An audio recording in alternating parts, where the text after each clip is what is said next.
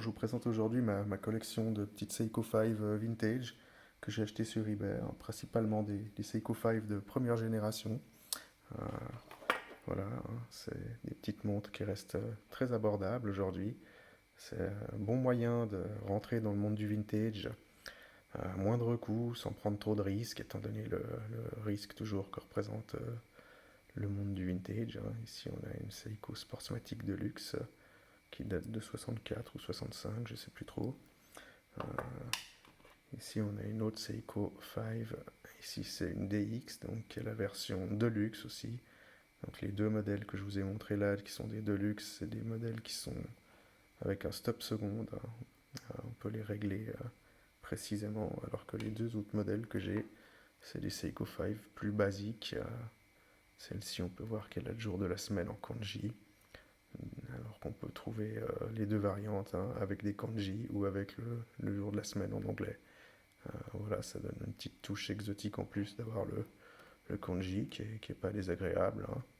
Étant donné la provenance de ces montres, c'est toujours sympa. Ici, on a un modèle qui ressemble beaucoup au précédent, sauf que là, effectivement, le jour de la semaine, il est en anglais. Donc des petites montres, hein, qui se portent encore très bien aujourd'hui. Elles sont d'une taille en général aux alentours de 36 mm de diamètre.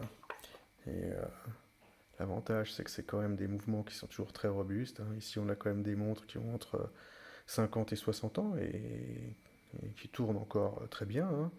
Euh, Probablement que certaines ont jamais eu de service, le mouvement a jamais été révisé, jamais huilé, et on a encore des montres qui tournent à plus ou moins une minute par jour, hein. Donc ça reste quelque chose de portable au quotidien, même si ce serait toujours mieux de faire un service dessus, sur des montres de cet âge-là. Mais étant donné le prix d'un service par rapport au prix d'investissement,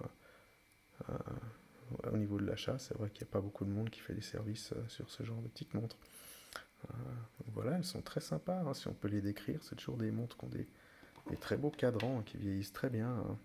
Toujours avec cet effet soleillé, très classique, relativement fine, hein. Donc quelque chose qui se porte encore bien aujourd'hui. Pour autant qu'on ne soit pas gêné par les montres de petite taille, hein, ou si on a un petit poignet, ça va aussi très bien. Et là, on peut voir qu'on a vraiment des cadrans qui sont dans des états irréprochables par rapport à l'âge de la montre, hein. Alors, c'est clair qu'il faut, quand on achète ce genre de montre sur des sites d'enchères, il faut bien regarder les photos, hein, parce que c'est clair qu'elles ont souvent pu prendre l'eau, hein, avec le temps. Mais on trouve encore, si on est patient, pour une centaine d'euros, on peut avoir une Seiko 5 des années 60 dans un état tout à fait acceptable, hein.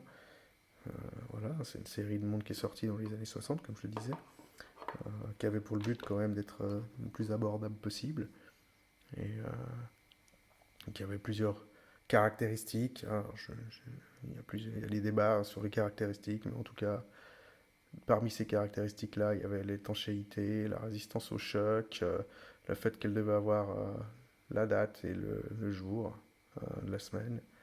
Euh, alors, en général, elles n'ont pas de remontage manuel, hein, c'est toujours par secousse, hein. C'est des mouvements automatiques qu'on peut que remonter à travers le mouvement qu'on fait au quotidien avec, ou en la secouant le matin, histoire de la relancer, de la régler le matin si jamais elle a arrêté, quoi. Et en général, le jour de la semaine doit se régler en tournant les aiguilles jusqu'à ce qu'on arrive sur le bon jour. Et en général, la date se règle en appuyant sur la couronne. Pour, la, pour ces générations-là, en tout cas, c'est le cas, hein. Il y en a certaines qui ont même un bouton qui est au-dessus de la couronne qui permet juste de régler le jour du mois. Et voilà, si vous êtes intéressé par une montre de ce type-là, euh, moi, c'était des montres que j'ai achetées majoritairement au Japon, hein. Les trois de gauche sont achetées au Japon. Celle-ci, je l'ai achetée en Thaïlande. Alors, j'exclus pas le fait qu'elle ait été reconditionnée sur place. Les trois autres, je pense qu'elles sont dans un état original. J'ai acheté à des vendeurs japonais sur eBay, dont je pourrais laisser un lien dans la description pour ceux qui seraient intéressés. Et soit il faut avoir un peu de patience pour tomber sur un modèle qui est en bel état, hein, surtout au niveau du cadran. Euh, et puis, moi, je privilégie toujours les vendeurs qui partent avec des enchères à dont le démarrage de l'enchère est à un prix très bas, ce qui permet d'acheter la montre finalement au prix du marché. Et faut pas trop s'emballer sur les prix, hein, se fixer une limite toujours et regarder un peu ce qui se fait avant d'acheter pour se faire une idée de quels sont les prix du marché. Je pense que payer une centaine d'euros pour une montre comme ça me semble être les prix du marché. Euh, alors maintenant, je sais pas, ça fait peut-être 3 ou 4 ans que j'ai acheté ces montres, donc peut-être que le prix a un peu évolué, mais en tout cas, c'est de cette manière que j'essaierai de l'acheter. Donc voilà, je pourrais vous laisser aussi pour ceux qui sont intéressés dans la description un article que j'ai trouvé sur le blog Wadokei qui explique toute l'histoire de ces montres qui est intéressante. C'est une part importante de l'histoire de Seiko, hein. C'est aussi la première ligne de montres qu'ils ont vendue à l'international, hein, donc à la fois sur le marché domestique et à l'international. Et elles ont des spécificités qui sont intéressantes, hein, telles que ce guichet jour de la semaine, jour du mois, où les deux sont l'un à côté de l'autre pour faciliter la lecture.